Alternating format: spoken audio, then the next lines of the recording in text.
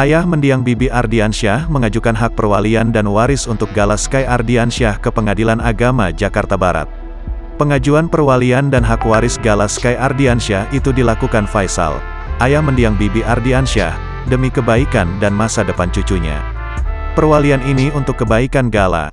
Kalau hak walinya tidak disahkan, gimana nanti kalau Gala sekolah dan lainnya, kata Faisal, Selasa, tanggal 23 November tahun 2021. Saat itu Faisal bicara ditemani Sandi Arifin, pengacaranya, di kawasan Jalan Jenderal Gatot Subroto, Jakarta Selatan. Sebelum mengajukan hak perwalian dan hak waris ke Pengadilan Agama Jakarta Barat, Faisal bertemu Dodi Sudrajat dan membicarakan bersama. Semua sudah persetujuan beliau, ayah mendiang Vanessa Angel, sebelum didaftarkan ke pengadilan, ucap Faisal. Ayah Vanessa Angel, sebut Faisal, juga sudah menyepakati isi berkas pengajuan hak perwalian dan hak waris ke Pengadilan Agama Jakarta Barat.